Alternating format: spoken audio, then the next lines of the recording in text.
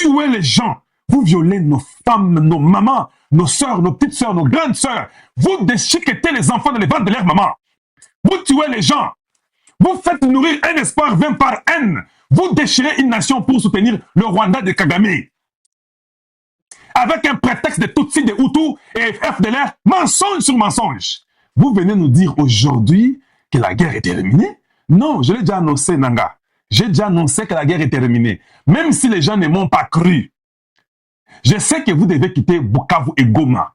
Vos jours sont comptés. C'était jusqu'au 31 janvier. Ça, je le sais. J'avais l'information. Aujourd'hui, quand la pression augmente, ça vous dépasse. Trump le dit publiquement parce qu'après la sortie de Trump public de hier, là, sachez que maintenant, c'est votre mort. Vous avez tous paniqué. Vous venez aujourd'hui dire aux gens que non, maintenant, c'est le temps de construire maintenant. Vous n'avez jamais construit, hein. Tout l'argent que vous avez volé à l'Est, là, en tuant nos mamans et nos frères et sœurs et nos parents, vous avez mis cet argent là où? Voilà une stupidité. Il vient aujourd'hui dire, la guerre est terminée, maintenant on doit construire. Non, Lokuta. Il est en train de vous préparer dans vos mentales, à vous tous les faibles d'esprit, pour que quand ils vont quitter Goma, ils diraient qu'on avait dit que la guerre est terminée. Si la guerre est terminée, pourquoi on doit laisser les militaires là-bas? C'est ça le message. Un homme sans couteau, l'histoire retiendra. Un homme sans couteau, l'histoire retiendra. Un homme sans fourchette ni cuillère. Qu'est-ce qu'on n'a pas dit de lui? Oh, Atangate, Aébé le côté, il est le plus faible de tous, qui sait qu'il est très faible. Oh, Mouloubo, vous étiez fort. Vous étiez fort, mais le faible vous a vaincu. C'est quand même pathétique pour vous. Comment un faible peut vous vaincre, vous les hommes forts? Comment vous, des docteurs en droit, des docteurs en physique, en mathématiques, des docteurs en anglais, en français, comment celui-ci qui n'a pas étudié? Vous qui avez fait les formations de guerre, tout ça et consorts, comment celui-ci qui faisait la pizza peut vous vaincre? Oh, je me sens un peu religieux. Comment se fait-il cet homme qui a été minimisé de tous, oublié, rejeté, où on a insulté, on a tout dit? L'histoire retiendra. C'est celui-là que Donald Trump dit, Mr. President, j'ai même envie de pleurer. Mettez-vous debout, qu'on vous honore. Parce que vous avez été humilié plus que tout le monde. On a parlé comment vous étiez le mauvais de tous. On a dit que toi, tu ne respectes pas les deals. Toi, tes accords, tu les brises toujours. Mais comment tu as fait avec nous le plus grand deal de l'histoire de l'Afrique? Les pays africains sont partis, le Sénégal, la Mauritanie, tous ces pays-là que vous connaissez, ils sont partis aux États-Unis réclamer le Ghana. Oh, nous avons aussi les minéraux chez nous, nous voulons aussi venir et qu'on sort. Donald Trump dit non, pas vous. Celui-ci, l'histoire retiendra qu'il a enduré beaucoup. Il y a eu beaucoup de choses qui sont passées contre cet homme ici, de Tshisekedi. Hey, non, papa, est-ce que nous vous demandons pardon? C'est ça que ça veut dire. We asking you for sorry. Can you please, we begging you, can you please stand up so we can honor you?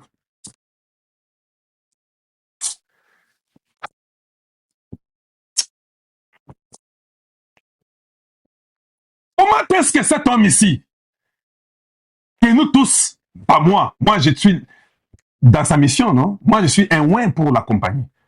Vous le peuple, on vous a manipulé dans tous les sens possibles. On vous a montré les faiblesses de Tshisekedi. On a parlé des libido de Tshisekedi. Il aime les femmes.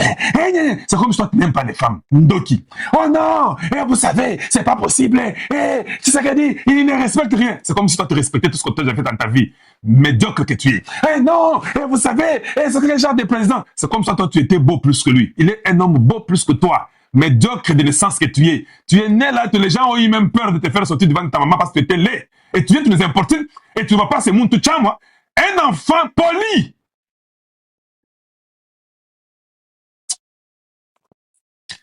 Qu'est-ce qu'on n'a pas dit? Les familles se sont divisées. Balou Boyo, il faut dans le Congo. Toi, tu es fou. Tu vois un peu comment la haine te détruit. Nanga aujourd'hui, il vient dire aux gens, la guerre est terminée. Et ça, Kobangate. Autuna. Et ça, tout la mouille, ça zate.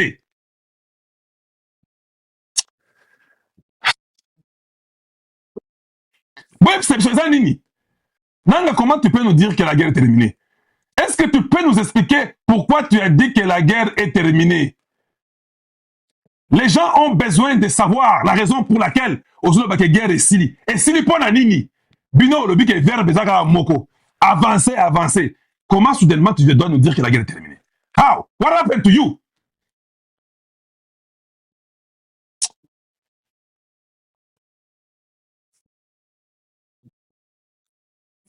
Voir. Que tout le monde soit en mesure de voir. On va le faire manuellement. Parce que ngai na isika toza oyo mobulu. Je vais mettre ça parce que les machines ne fonctionnent pas. Mais on va essayer, on va faire ça. J'aimerais que quelqu'un me dise si vous êtes en mesure de voir ça. C'est ce que je fais. Je l'ai fait manuellement. Il faut que mes bien-aimés des TikTok aussi soient en mesure de voir ça. Donc, nous allons suivre tous ensemble Nanga aujourd'hui, na Goma. Vous pouvez les voir, hein? D'accord, c'est bon. Nanga, tu dis quoi? Dis-nous.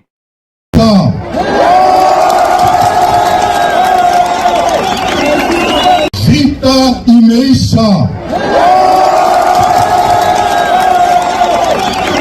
Vita imeisha. Regardez son visage, comment il a peur, il est déçu. Il dit non, Dieu les a humiliés. Observez vous-même, j'ai remis pour vous. Suivez. Vita imeisha.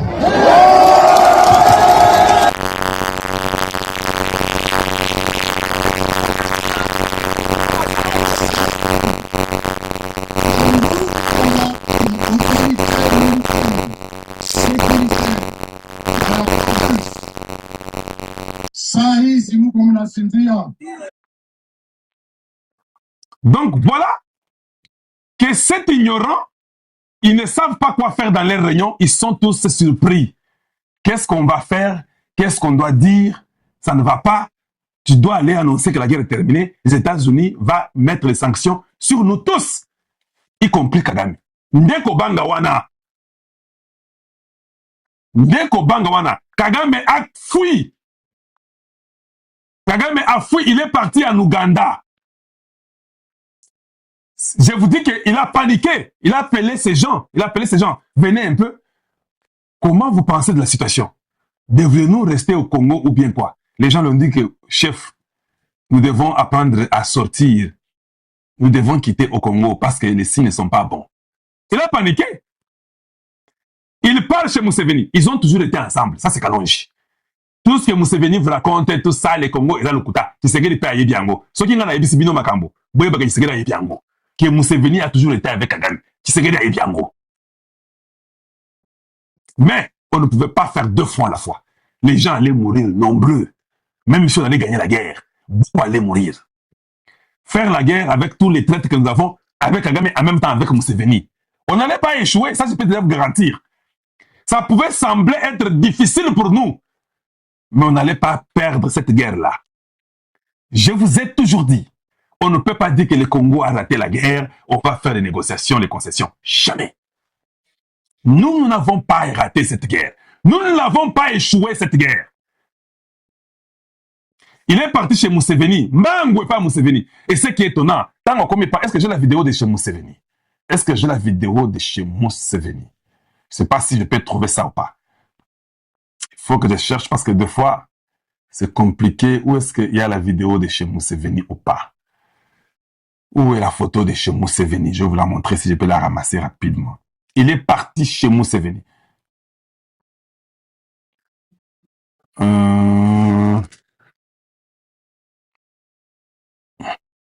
Bon, ici, je voulais seulement vous montrer encore là où c'est là-bas. Il dit, ça c'est Nanga, je pense qu'on a juste mis les paroles en Swahili. Il y a beaucoup de gens qui... c'est ça qu'il a dit. Il dit, fin des slogans, nous allons marcher sur Kinshasa. À Goma, le chef rebelle Corneille Nanga a annoncé la fin de la guerre et le lancement des projets de développement dans la province du Nord Kivu. Kassid Kivu, vous comprendre? Kassid Kivu, Tikiango, et remis à Nord Kivu. Bon, c'est pas grave. Des menteurs qui sont demandés de quitter le territoire national du Congo. Je voudrais vous annoncer la fin de la guerre. Nous allons désormais nous concentrer sur des projets de développement dans la province du Nord Kivu, a déclaré Corneille Nanga, sans faire mention de la partie du Sud Kivu, également occupée par la rébellion.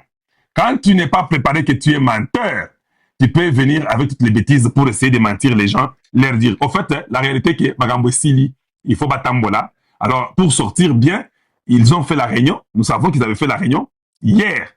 D'ailleurs, tard dans la nuit, hier. Après que... Parce que Kagame a parlé avant Donald Trump. Ça, vous évitez.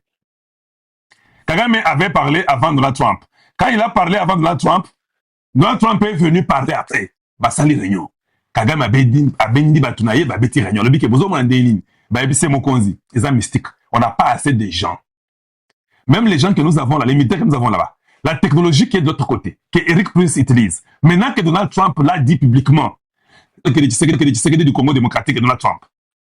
Donc, il faut le rappeler. Mais toi, tu as dit que la guerre est terminée, tu as fait une avec Tshisekedi, les compagnies américaines, bah, ok, dans le Congo, c'est quoi?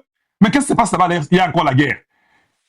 Kagame ne peut pas risquer ces risques-là, ne peut pas courir, pardon, les risques-là que non. Bah, comme ça, Trump, que non, la guerre continue, nous, les compagnies, nous voulons partir. Ces gens sont des capitalistes.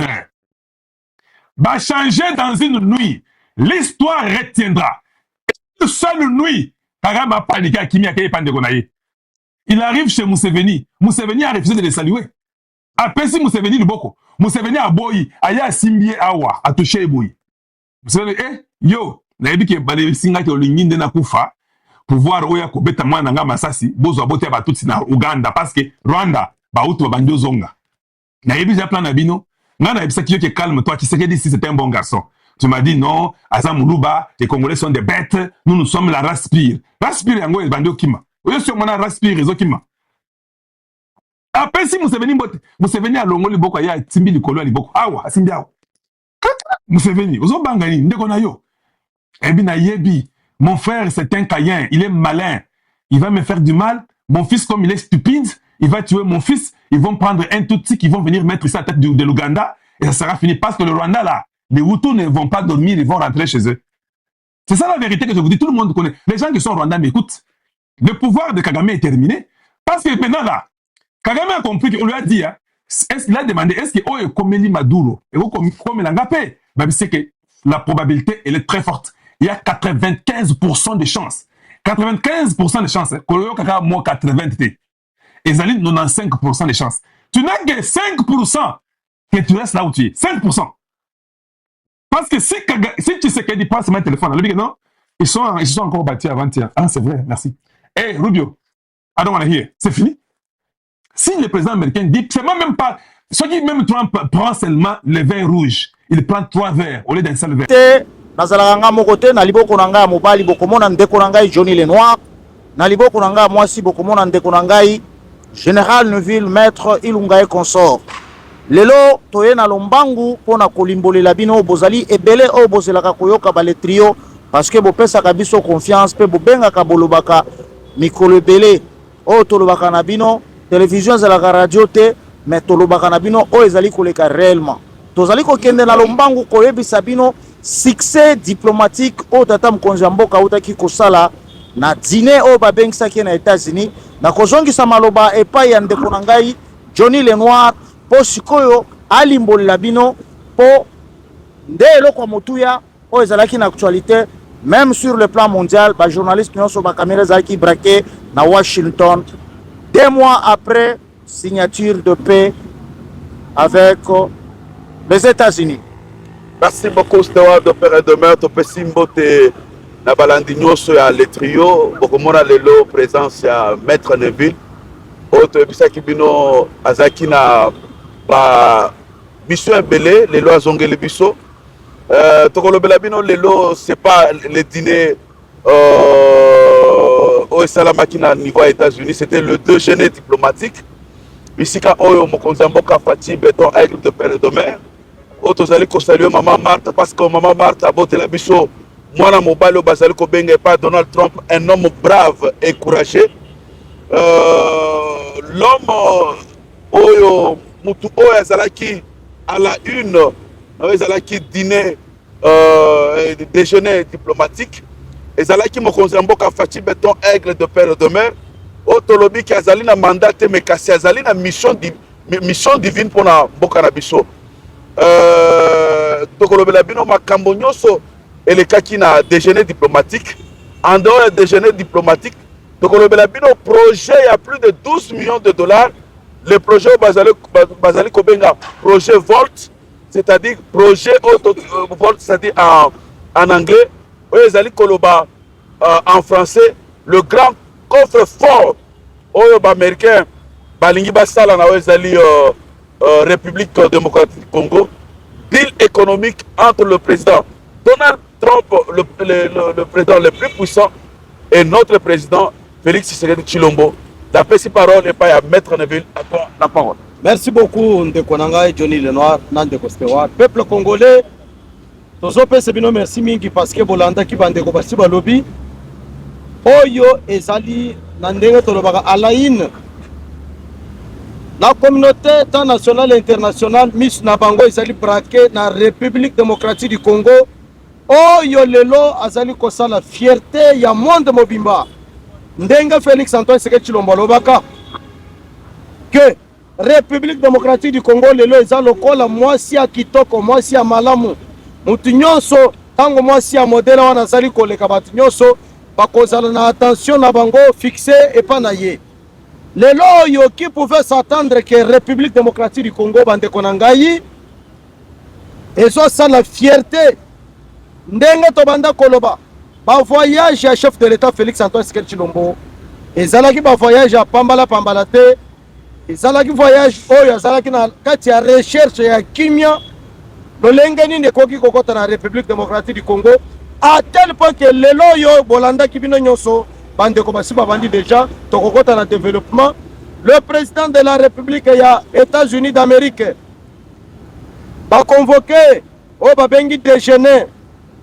Il a fallu la République démocratique du Congo azala représenté par le président de la République Yemoko Félix Antoine Tshisekedi Tshilombo na kati ya déjeuner wana makambo elobamaki ebele développement kimia sécurité ya mboka na ba oyo tobengi ba partenariat na ba forme nyonso y compris oyo tozali ko recorger na mboka na biso République démocratique du Congo pona nini parce que la République démocratique du Congo azali na bomengo na biloko nyonso oyo bamboka nyonso wana bazali koluka comment parvenir aussi à intégrer les partenariats dans zone qui na mboka. Merci Ndekorangai, Maître Neville, merci Ndekorangai, Johnny Lenoir. Lolenge uti koloba pona mibembo tata mkonzi ya mboka zaki kosala.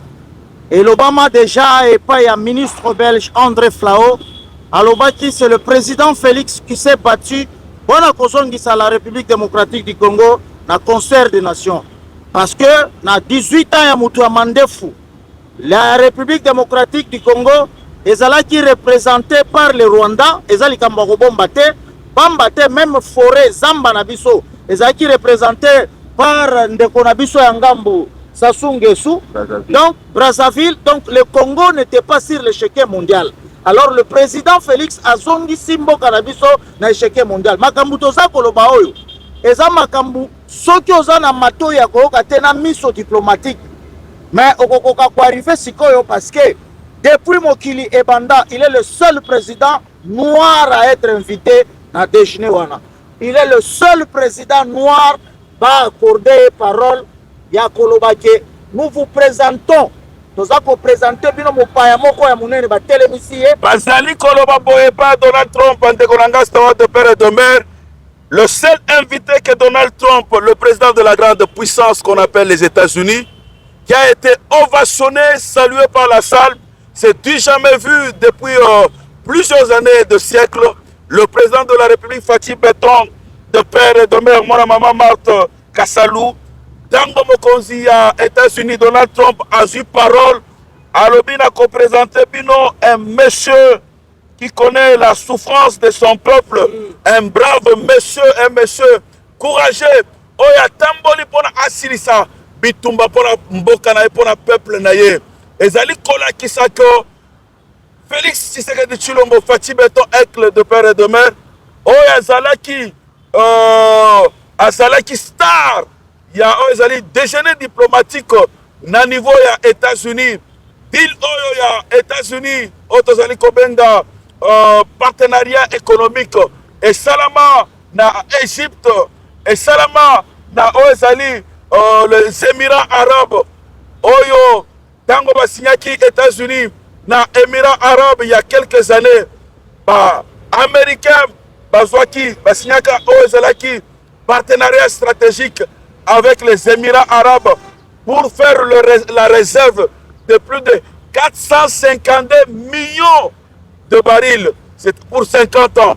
La même façon, Donald Trump, en publicitant le président de la République, Donald Trump, Maître Neville, président Donald Trump a le président à la taille de la RDC. Il a cité à la personne de Félix Tshisekedi Tshilombo. Introduction, Azali na mandaté, Azali na mission. Parce que ceux qui ont tenu le lingue, un civil, va traiter de tous les mots. Le lingue va traiter sous de Bézéboul. Le président de la République a été traité de pantin, à Tangaté, ceci, cela.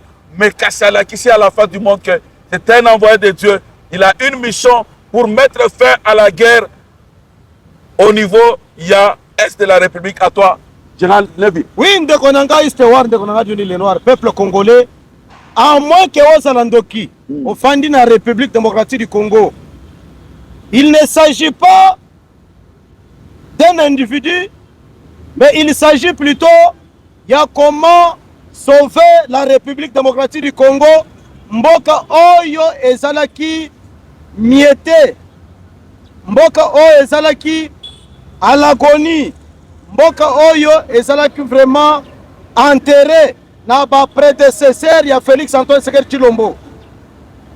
Boyebi que nous avons hérité le pouvoir en même temps toyaki kokuta mboka na biso plus de 30 ans sous la domination rwandaise, avec la bénédiction ya ba oyo babanda ko gérer ou bien ko diriger République démocratique du Congo bandeko na ngai.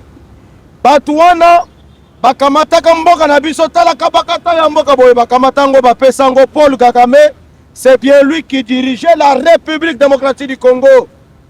Nyonso wana à partir ya bolingo oyo République démocratique du Congo alakisaka à la face du monde. Mukolo oyo Paul Kagame basala bisala sala epa na bango na Rwanda baboma batu réfugié eye kokota na mboka na biso toyamba bango ba réfugié rwandais zoka bayaka na mission pour que ba s'infiltrer biso bakota na mboka na biso bafanda babandi kobomo kopie mboka jusqu'à ce que il a fallu l'avènement ya Félix Antoine Tshisekedi Tshilombo na mboka na biso abanda komata kokita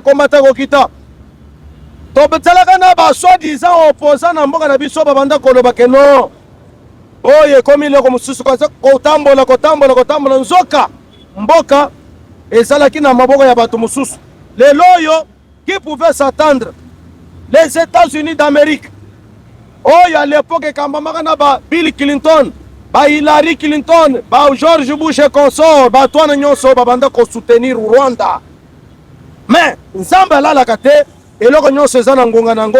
Lelo yo bomoni mboka ezongi na maboko à tel point que le président des États-Unis d'Amérique a reçu le président de la République Félix Antoine Tshisekedi Tshilombo au milieu ya ba président pe ba dignitaire mususu ayebisi bango ke bozela na yebisi bino nazo senga mutu songolo paka la président de la République démocratique du Congo atelema doyamba ye pona kokolisa ba partenariat nazongisa na maloba na mboka nalingi naloba boye ndeko na ngai Maître Neville yokamba loba ya Donald Trump tango yebisi président de la République Fatou Beton alobi boye nous sommes en face d'un grand monsieur, un monsieur qui connaît les souffrances de son peuple.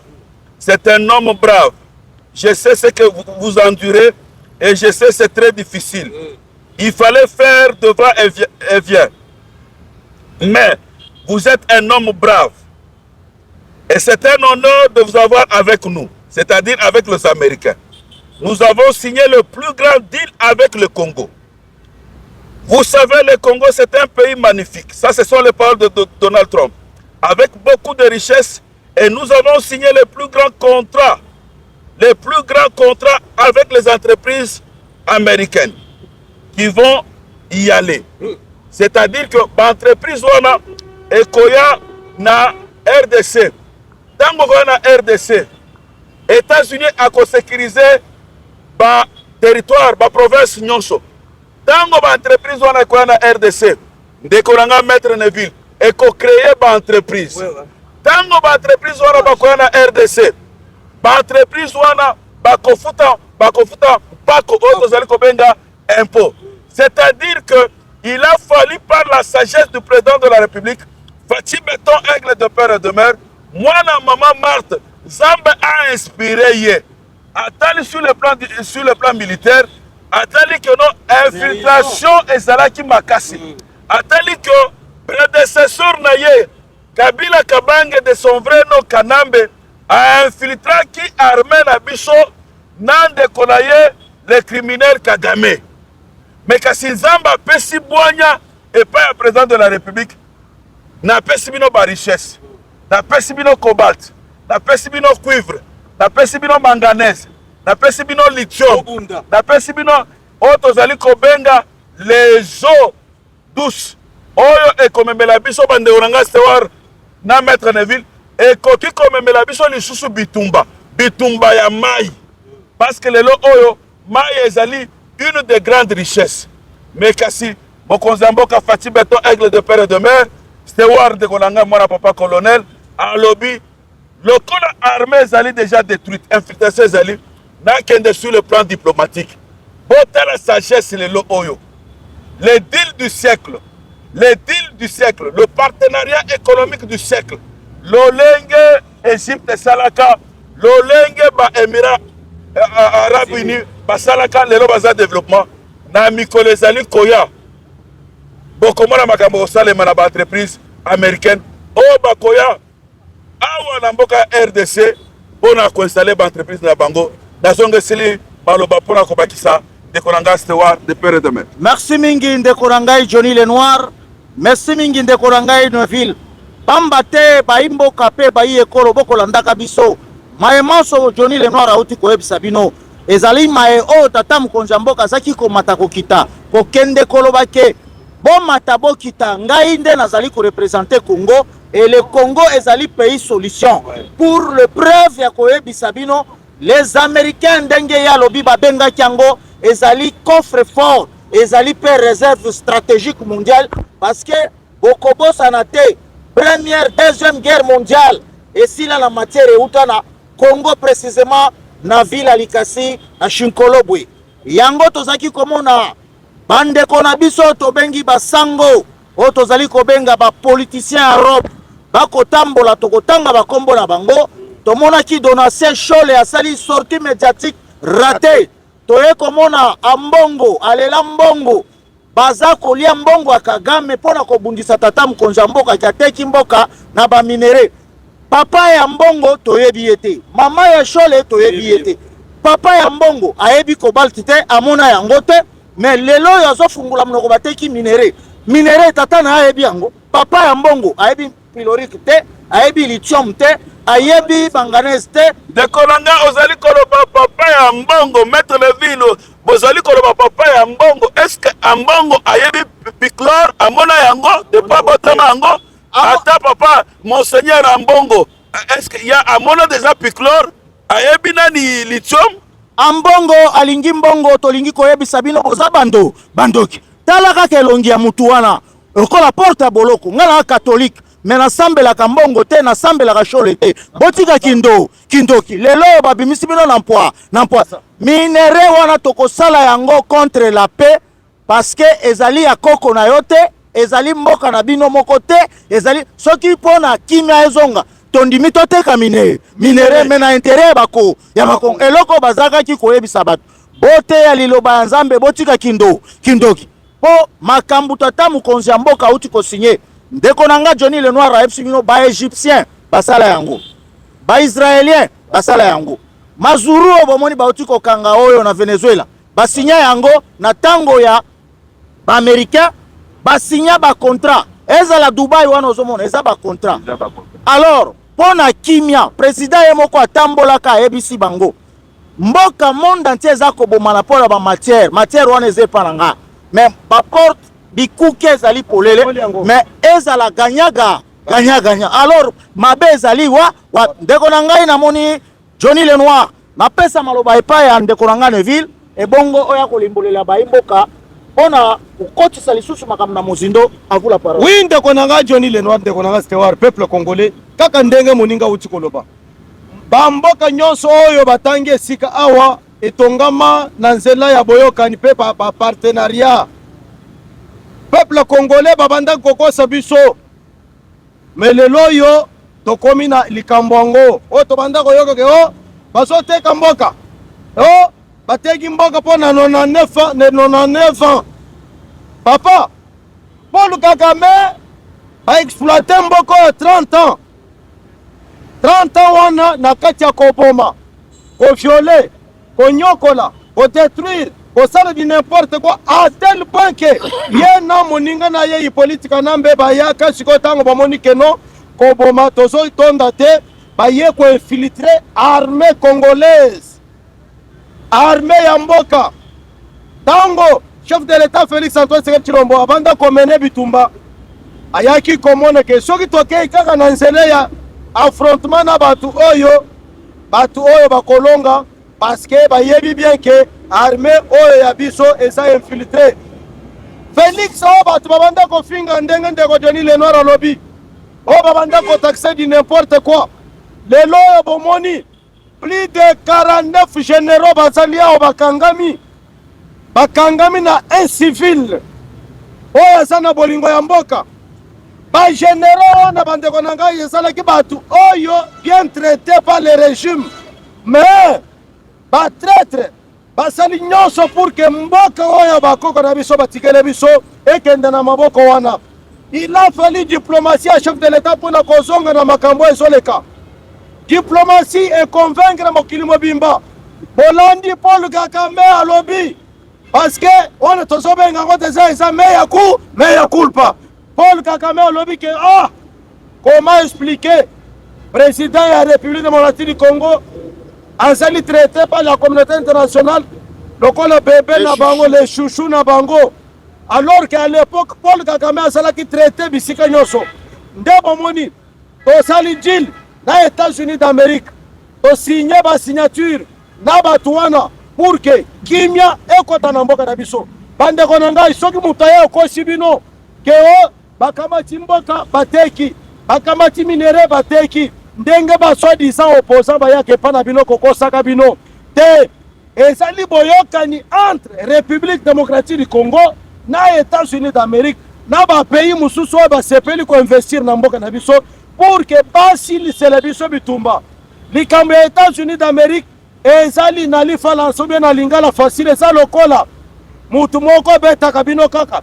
Il a fallu toluka pomba moko boye aya ede biso pour que tobanda kobeta pe mutu wana nde bomoni États-Unis d'Amérique bakoya na mboka na biso bakoya koinvestir na mboka na biso bandeko na ngai pour que basoutenir biso tosilise bitumba bakongolais bazwa misala basociété oyo eza na États-Unis d'Amérique wana eya awa bafuta bampaku basoutenir peuple congolais mboka na biso ekende liboso nazongisa na pamwa na mboka. Merci beaucoup Stewart de père et de mère tolingi toloba boye oyo ezali partenariat économique toyebisa bino makambo ya Volt oyo ezali coffre fort. Les États-Unis ont engagé plus de 12 milliards de dollars pour investir dans les minéraux stratégiques. Pour rappeler, les ali bitumba entre les États-Unis et la Chine. Parce que les États-Unis ont compris que la Chine est venue en Afrique pour conquérir le marché des minéraux stratégiques et puis le marché des minéraux critiques. C'est pourquoi les États-Unis ont l'habité en marge la configuration géopolitique internationale par l'obité. L'Olenge président de la République démocratique du Congo, Fatih Beton Aigle de père et de mère, a élu biso ezali deal oyo, biso tondimi deal oyo, donc sécuriser ezali est de la République démocratique du Congo, donc silisa bitumba ezali na est de la République du Congo, donc qui ko rassurer peuple congolais, balandi nyonso ya le trio que bitumba ya est de la République démocratique du Congo etikali déjà dans le passé. Lobby démocrate toloba Bill Clinton, toloba Obama, ezalaki na ba mafieux, de batu nyonso ba américains, certains sénateurs, o bazalaki ba démocrates, bazalaki sima ya Kagame, le criminel, pendant plus de 30 ans.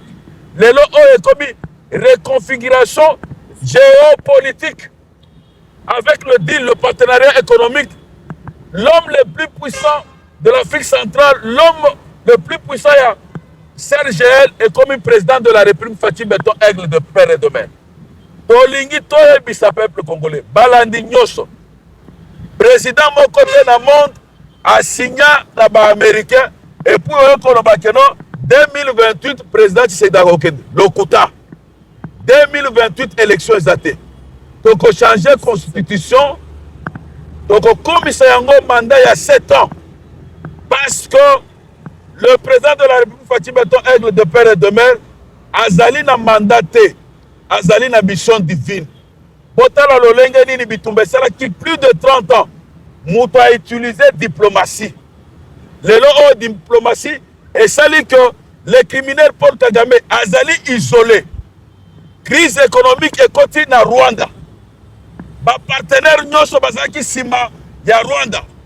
Boyoka qui est président de la République Fatih Beton, Mouko Antombolo Mai, moi maman Marthe, a outaki ko signé la semaine passée, a signé na Émirats Arabes, na Qatar, oezali kabakata ya partenariat économique. C'est-à-dire que Zamba Pessi sagesse c'est pas Fatih Beton Aigle de père et de mère, bato nyonso bazalaki sima ya nani ya Kagame, président Ake, Abuki Kagame. Abuki bango na Kazakhstan, abuki bango na Union européenne, abuki bango na États-Unis, abuki bango na Émirats arabes, abuki bango na Qatar. Il faut être Fatih Beton, il faut avoir une mission divine, il faut avoir une intelligence divine, il faut avoir une sagesse divine. Pona okoma bao bazaki simba ya mutu pendant 30 ans, baki maye, baya siko batunayo. Lelo oyo okoma puissant, lelo oyo okoma les dirigeants le plus aimés par la grande puissance que nous appelons les États-Unis. Lelo avant d'appeler sa parole par de Oranga Sewa, parmi les entreprises américaines, Baotuko Somba Oezali, une grande mine Bakola na Lubumbashi, na Chemaf précisément la commune Yaroshi, une mine qui a beaucoup de richesses à toi, Sewa. Merci mingi ndeko nangai Johnny Lenoir, merci mingi ndeko nangai général. Awa tozali kolobela makambo ya nkita o ezali kotala mboka na biso pamba te ba makambo ina ebandi lelo te uta bokoko na biso ba bazaki kotambola na bamboka na banza bozaki komona uta bakoko na biso bazaki kobenga ngo troc. Seke bino na mboka na bino bozaka na mungwa biso tozala na sukali tokokoma marché commun. Oh bapesi sukali biso topesi mungwa. Oh bapesi nguba biso topesi boy. Babengaka ngo troc. Ezala nde yango balobi partenariat ya gagnant-gagnant. C'est-à-dire bango basana bibundeli ya kokoka kosilisa bitumba. Biso tozala biloko ekosala ke bakoma lisusu makasi par rapport à batu baza kolinga kobundisa bango po ba zwangwende na bango. Alors biso tolobi alors comme bino boza ba pomba ndenge ndeko na ngalo baki biloko yango yo mebotela biso kimia. Na yango bomoni kimia ekoti na kati ya mboka na deal oyo baza kobenga partenariat gagnant-gagnant réserve stratégique mondiale ya monde ezali RDC. RDC nde silisa guerre oyo ya deuxième guerre mondiale na uranium. Tango akoloba ba pylorique ba tanzaniaque ezali tozali na plus de 34 gigatonnes oyo ezali na forêt na biso oyo ezali kosala ke réchauffement climatique ezala. Congo c'est un pays solution mais muto kolobela ngo azala kite mais mwana mboka Félix Antoine Tshisekedi ekufaka bato etikala bato muto amande fo azalaka papa na ya lobi soki na lobi azonga na Rwanda bokomona nga mabe mais akozonga na Rwanda ekufaka bato ezonga bato mwana nko azanko lelo Félix azongi na Rwanda te azongi na Rwanda te akokende te akeite ale général oui ndeko na ngai akei na ye kaka ndenge boyoki wana bolandaki meme lobi po tobengi bapantin babililingi ya pamba balobi ke non bitumba esili. Nous sommes obligés à conjuguer cette fois-ci la guerre dans le passé. Recule, on est pas Recule. passé. Bango babanda koloba ke tozaka na verbe avancer. Les loba recule. Reculer. C'est-à-dire la diplomatie du chef de l'État Félix Antoine Tshisekedi Tshilombo. Ndeko na ngai Stewart ndeko na ngai Johnny Lenoir.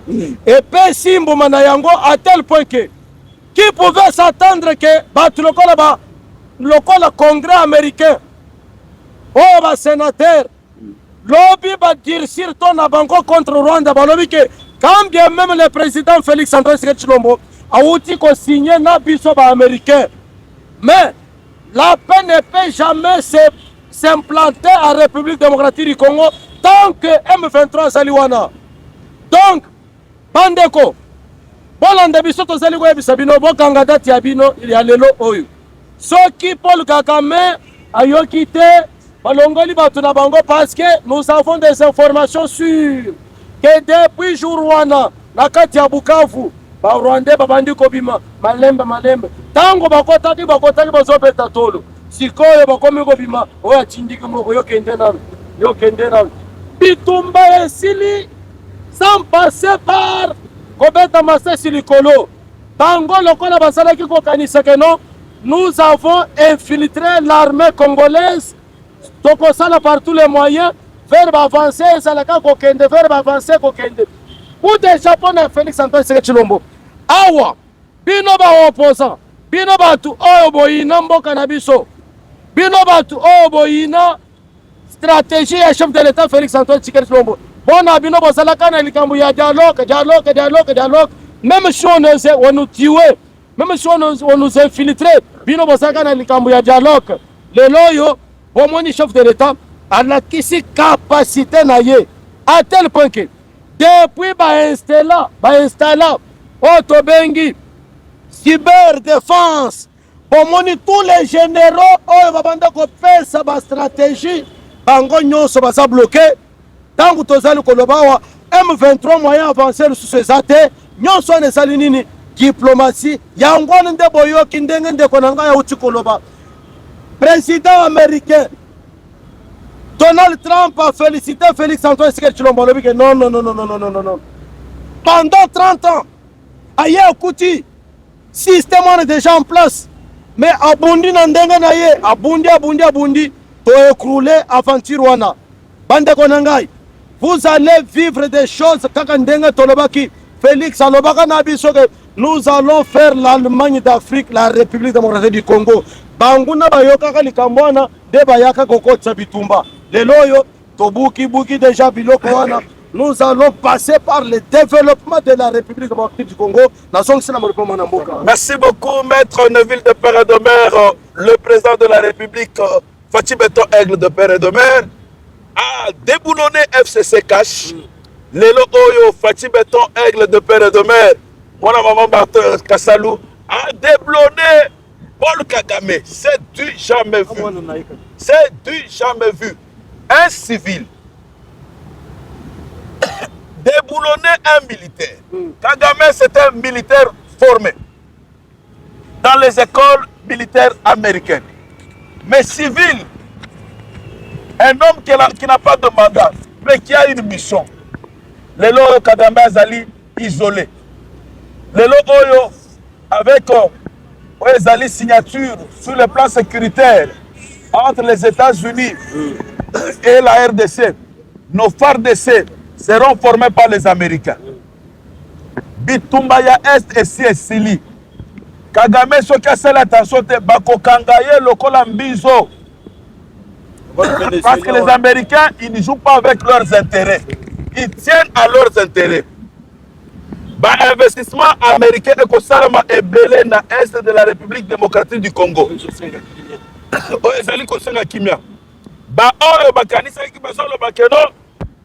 Ce qui Donald Trump a l'équipe, avant que Donald Trump ne gagne les élections aux États-Unis, lui, il est républicain.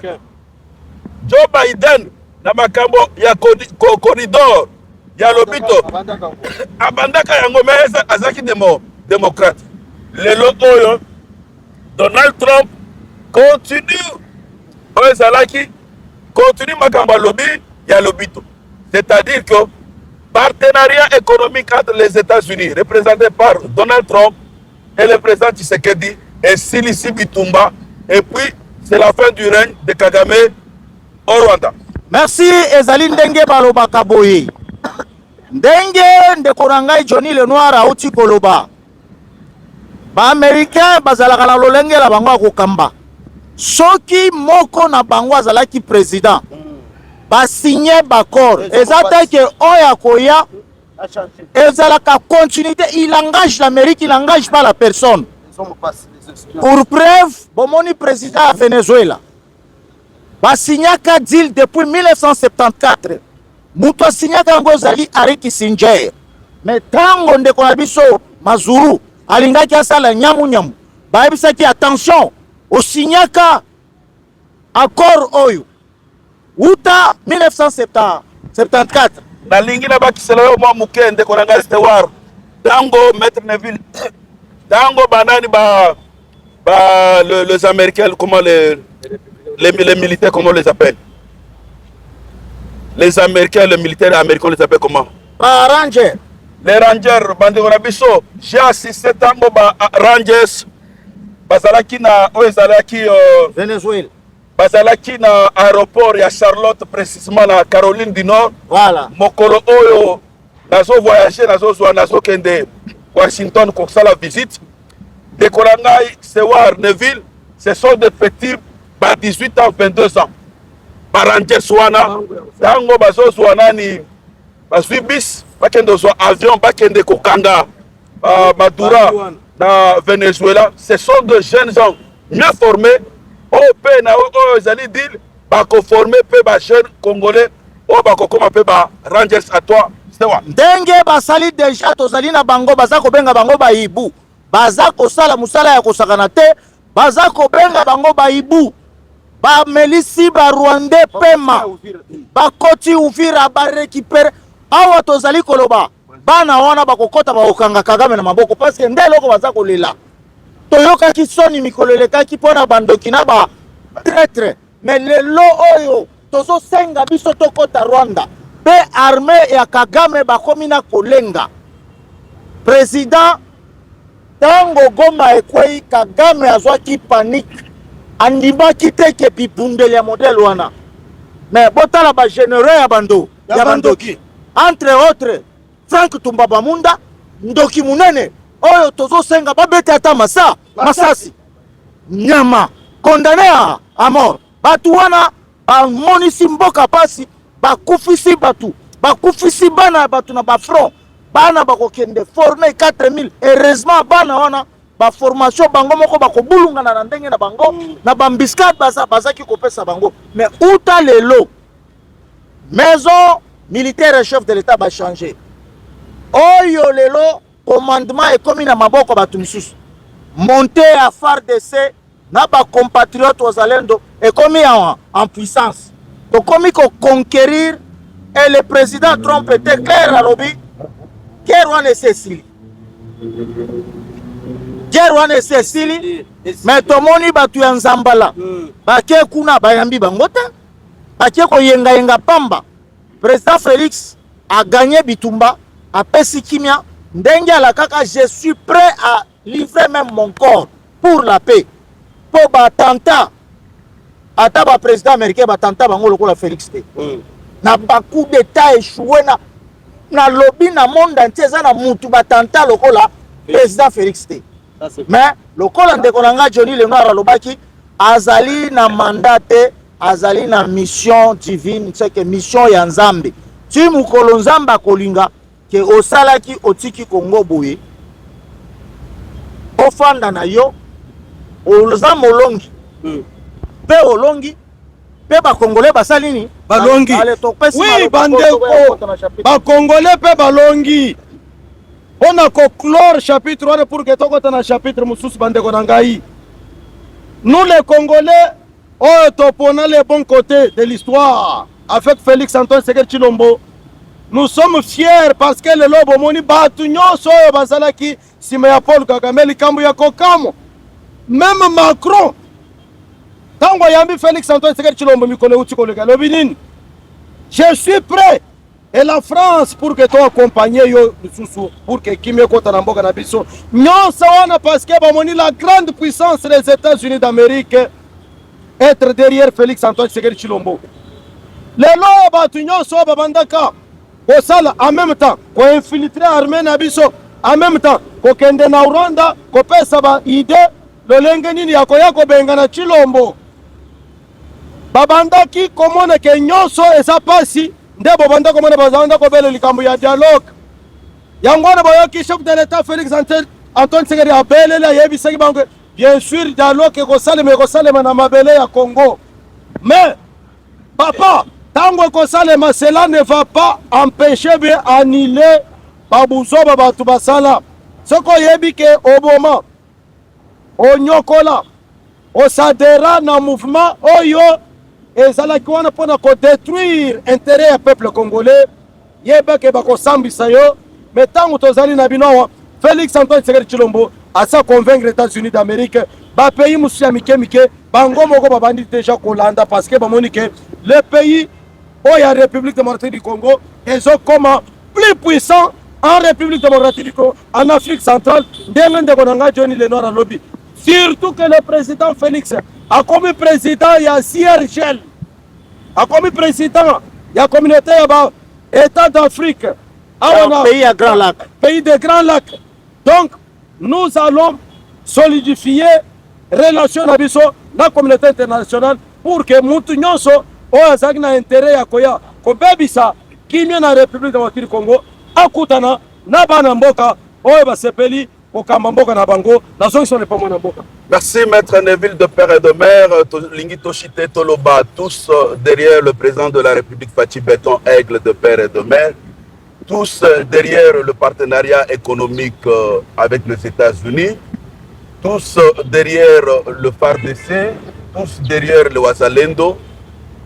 Tolingi Tokota Sikona chapitre Mosusu, Tolo Belabino Mwaramboka, le ministre de Finances, à la personne de Doudou Famba de Pakebo, Oyazalaki na délégation Mokonzamboka Fachi Béton Aigle de père et de mère, Oyazalaki dîner diplomatique, na Oyazali aussi ministre ya vice-premier ministre ya ministère ya économie, Obakutanaki na bakambi ya Banque fédérale des États-Unis. Kasi après avoir quitté la Banque fédérale avec le président Obasala qui va séance de travail avec le représentant de la Banque fédérale des États-Unis. Moi, Namboka Doudou Famba Le Pakebo, Azwaki Oezali Pepo, vice-premier ministre du transfert à la personne de Memba Baimoto, Bakendaki à l'invitation du président Joao Lorenzo, on a de Kolobela Oezali, les corridors, Yalobito, à toi, Stewa. Merci mingi bande Konangai, Johnny Lenoir, bande Konangai Neville. Oui, moi Namboka Doudou Famba Likunde Libota, il est pas que bon moi na Kisangani. Ndenge nde Konangai Johnny Lenoir a uti Koloba, bazalaki na mboka ya Angola, bisika kani, bakendaki pona inauguration ya nzela o bazali ko benga ya corridor oye ko banda komema minere na biso koleka par Angola. Mais bazalaki ye mon côté, bazalaki na Bemba Bayi moto ministre na biso ya transport, bazalaki na ministre na biso ya affaires ya commerce extérieur, bazalaki pe na ba représentant ya Banque mondiale et bakutanaki batie mikoloto pona koloba ke misala ina e banda misala ina ekopesa misala na bana mboka po ezali chemin de fer oye ko banda komema minere na biso ndenge bozaka kofanda bozomona minere za ko uta katange za koleka awa ezaki koleka na port ya Lobito ezako kendeme ndeko oya kufa Kasavimbi abukaka me babongisi biloko wana trafic ezongi, c'est-à-dire kozonga ya corridor wana Zambie azalaki na kati, Angola azalaki na kati, biso RDC toza na kati. Nde yango nazali ko féliciter ndeko na ngai Johnny Lenoir, mutu ataki mukoloto ya biloko wana asalongwe na pouvoir ezali Joe Biden. Ezaki pe na fin mandat na ye. Mais tango aye la continuité des affaires à l'État yango yomoni lisusu Amerika te lisusu partenariat na ye pona Colidor. Colidor wana tango ndeko Johnny Lenoir azolo baba sombi mini moko ya kafu na Rwash. Pona nini? Pona ba minere na bango, ba kosala rai. Ekoleka na bamboka nyonso na toleki. Rwanda akomi isolé. Yango moni France alobi tika na dembela te pa Félix oyo. Pondo ki wana basi ba bete ki sambeta. Donc ndenge azana akolia lisusu eloko te Félix talanga na master. Botika yebso ata para muke. Félix alobi ngai na lobaka ndenge papa na nga lobaki. Oya kozala na biso, tokozala na yeme. Oya kozala na biso te akotali la Congo na fenêtre. Abu oui ndeko na ngai Johnny Lenoir, ndeko Sewar peuple congolais kaka ndenge tozali koyebisa bino. Le ministre des Finances oyo tozali na ye actuellement. C'est le meilleur outa République démocratique du Congo ezali depuis 1960. Ponani parce que a bouché Madusu ya oyo tobanda kobenga ba rétro commission. A bouché Madusu ya oyo tobanda kobenga ba pourcentage. Ya oyo ba mafie oyo ba prédécesseur na ye banda kosala chaque fois soko bazali na ba dossier. Ndenge boyokaka mususu pe kolobaka kotubela keno tango ba dossier bandaka koya to bandaka d'abord ko raisonner likambo ya mbongo, c'est-à-dire ye moko na ba mafie na ye mais abanda ko liwa ko tisabatu oyo bayebi likambo wana te. Mais uta mwana babalo ya ye alongola biso na soni wana à tel point que bozali komona mokonzi ya mboka Félix Antoine Tshisekedi Tshilombo azali tambu saya azali kotambola na ye. Il s'agit bel et bien de ya mwana mboka Tutu Famba Likunda Libotai oto bengaka le pakebo de la République démocratique du Congo. Bomoni atamboli na mokonzi ya mboka akendaki na oto bengi déjeuner kuna na États-Unis d'Amérique. Bandeko na ngai bomoni tango président azali kosala makambo mosusu yepe azali ko muye mayo pour que asolola pe na bato oyo ya ba banque de développement pona koyeba lolenga nini koya ko investir na mboka na biso République démocratique du Congo. Oyo tolingi ba mosusu ba banda kotalela biso na kati ya sima ya fenêtre à tel point que bomoni bato wana ya ba banque ya ba développement kuna na États-Unis d'Amérique ba rassurer ye balobi ke te papa lokola gestion na yo ezali orthodoxe, gestion na yo ezali limpide, gestion na yo ezali claire comme l'eau du roche. Nous allons bel et bien tout faire pour venir investir dans le secteur ya etali économique, secteur économique ou etali développement ya mboka. Nous allons venir en République démocratique du Congo pour que toi investir. Bandeko, nyonso wana ezali ko fongola babikuke pour que bato oyo baza na souci ya koinvestir na mboka na biso baya koinvestir. Nde bomoni mbala moko ntango bakei sur l'invitation kuna na Angola et pas Joao Lorenzo. Vous êtes sans ignorer que la République démocratique du Congo leloyo tosali oyo babengi corridor oyo ya lobito oyo kosala eza lokola corridor na boyokani ya malamu ezali couloir oyo tofongoli pour que minere na biso na ba pays voisins entre autres Zambie na Tanzanie tosala échange ya likambo ina avec République démocratique du Congo. Ba minere ko banda ko utakuna na Katanga ezotambola na nzela ezokota ti na Luanda partenariat esalami bisika nyonso makambo ezali koleka boyeba ke ba impôt ko banda koleka boyeba ke toko banda kofuta yango nde bomoni chef de l'État ayaki koloba très bien pour que nzela ya Kalambambuji esila nokinoki parce que na yebi tokende kuna bandeko tomoni lolenga nini bon ya Kalambambuji ezala kati ya kotongama pour que masolo esalema échange ko banda osalema biloko ezo uta na Kalambambuji kuna na ngambu ya Angola ye kota na ngambu na biso. Dans l'entretemps ministre ya finance basigné partenariat kaka ndenge tolobaki wana parce que oyo azalaki liboso ya Donald Trump asignaka, c'est-à-dire continuité ya masolo ezali kosalema tango tozana binowa makambo ezali koleka à tel point que nous allons voir le développement de notre pays dans une simple réforme en Boka.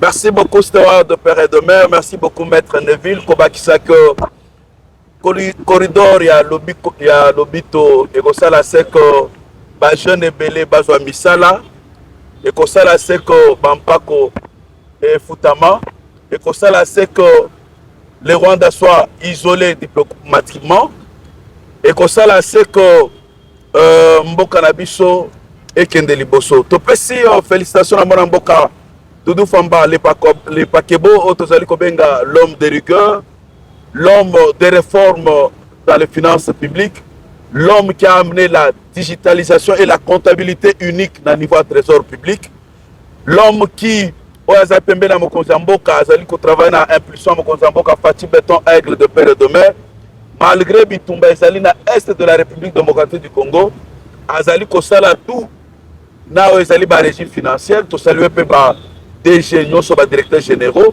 o bazali ko sala tout pour maximiser ba ressources internes pour ko futa ba fonctionnaires de l'État pour ko futa ba militaires ko futa ba militaires o bazali na front en dehors, il y a des soldes dans Bango, qui pèsent Bango, des primes. Il n'y a pas de retard d'arriéré. Il y a pas fonction de l'État. C'est-à-dire que Doudou Famba, c'est un bon gestionnaire. Il gère avec rigueur. Doudou Famba, c'est l'un des grands et meilleurs élèves de la Banque mondiale et du Fonds monétaire international. Tolobi qui est aux Alisima, il y a Mora Mboka, Doudou Famba, le Pakebo. Oyazali Kosala sous l'impulsion du chef de l'État, Fati Béton, aigle de père et de mère. Oyo Azali, Pene Pene, il y a jeunesse, il y a Union pour la démocratie et le progrès social. Bicho le trio Tolobi, tous derrière le président de la République, Fati Béton, aigle de père et de mère. Tous derrière cet homme de rigueur, l'un des meilleurs ministres de finances depuis 1960 pour la République démocratique du Congo. Tous derrière Doudou Famba, les Pakebo, à toi Stewart, pour notre Silisa. Merci Mingi, nyonso bosi bolobi, sinon telikunde libotai, mwana boyoma singa mwambe. O bozwali komona kolala te, bisika nyonso tata Mokonzamboka kokende. Na ba mobilisation, coup de chapeau pour la mobilisation, surtout ya parti na ye, o sali ke ya zala bisika zali, tozali komona tango azako kita, ba bendele zako pepa, azako lakisa ya solo ke, il n'y a pas une autre partie et qui leka parti na biso iyo to pesi yo botondi to tondi yo botondi ozali elombe ozako sala makambulo lenge njoto na yo zali yango bapenga ki yo Pakebo ezali masuwa ozali komema mituluku ya batu mituluku ya makambo kaka yo moko zali na ba États-Unis kaka yo moko zali na ba corridor kaka yo moko zali na bakana ozali bisika biso ozali nani ozali argentier ozali fils maison ozako lakisa ya soloke bakotikelaka koyeba ke c'est l'UDPS avant tout c'est l'UDPS toboyi biloko ya changa avant tout batu nyonso wana ce sont nos alliés tokoboya bango te mais avant tout c'est l'UDPS l'Union pour la démocratie et le progrès social nazongisi maloba epai ya ndeko na ngai Johnny Lenoir pour que tokoka koshite. Merci beaucoup Stewart de père et de mère. Merci maître Neville Tolingito Silisa. Toujours combattu, jamais abattu. Nous voulons parler du secrétaire général Augustin Kabouya, honorable sénateur Oyo Asengi Bakombata Nyonso Mkoralelo. Il appelle à la grande matinée politique qui se tiendra aujourd'hui à la 11e rue Bichonyo Sotoko Zalawana. C'est le seul qui peut engager l'Union pour la démocratie et le progrès social. Combattu, jamais abattu. Malgré que Bazali Kochaye, Bazali bâton dans les roues, a Telemi Ngui avec la base de l'IDPS, de l'Union pour la démocratie et le progrès social. Mwaramboka, le secrétaire général, le président par intérim, Bissoba le trio Tokozala, n'a pourquoi Nawezali Matinée, tu es le seul qui engage l'UDPS, l'Union pour la démocratie et le progrès social. Tu es le seul qui a la confiance du chef de l'État. Fati Béton, aigle de père et de mère, l'autorité de référence de l'Union pour la démocratie et le progrès social, l'autorité de référence de l'Union sacrée de la nation, Tolobi Tokozala la matinée politique, Oya Bundisi yo akokuta na biso na nzela na ye, parce que yo toyebi parcours na yo, yo oza mutu moko social, oyebi ba combattant nyoso, na ba kombo na bango, oza mutu moteur malamu, ozali mutu oya zali na souci ya IDPS, nazongi seli Maître Nevi. Merci beaucoup, Bande Konangai. Nabanzi, peuple congolais, Bolanda, Kibisonyo, Sonabokebi. Lelo, nous félicitons le secrétaire général Augustin Kabouya. Parce que omoni misala esalamaki ya préparation ya congrès misala nyonso esili badossier nyonso ezali déjà mise en place pour que le chef de l'état oyo azali autorité de référence atala ameka kofeyete amona bisika nini oyo esengeli kosala mwa amendement pour que convocation esalema ya oyo tobengi dialogue nani congrès. Alors lelo tokokende sikoyo na matinée pour que toyoka le numéro 1 ya IDPS oyo secrétaire général akoloba parce que c'est bien lui qui a la parole et puis le mot à dire mpona oyo etali IDPS tokoyoka nini orientation azali na yango oyo azwi epa haute autorité de référence. Bino bandeko oyo bomesana kozalaka na bisalela mwanza mpona koseme désordre mobondo et consort tozobenga bino bozonga toujours parce que ebele basi bazongi omonaki moko na bino azalaki na mutu makasi maseke oyo tobengi buzibu azonga. Il a reconnu qu'il est le secrétaire général adjoint. Il y a un secrétaire général oyo azali mokonzi oyo azali kokamba IDPS. Biso toza nsima ya IDPS, biso toza nsima ya autorité de référence Félix Antoine Tshisekedi Tshilombo, biso toza nsima ya autorité établie na kati ya IDPS, Union pour la démocratie et le progrès social oyo tobengi Augustin Kabuya Tshingoma. Boum.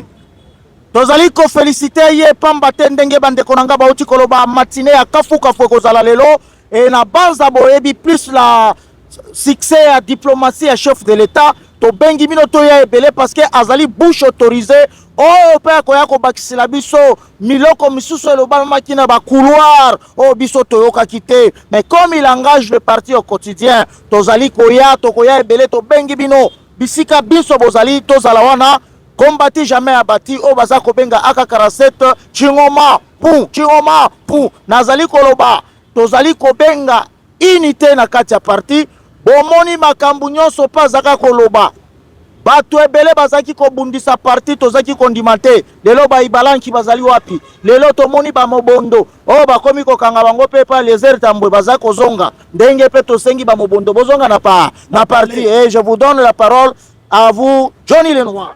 On a tous tous unis derrière l'autorité de référence. Nous avons cité Félix Antoine Tshisekedi, Fatih Beton, de père et de mère, moi, maman Marthe, tous unis derrière le secrétaire général Augustin Kabuya, président par intérim. Loyauté au chef de l'État.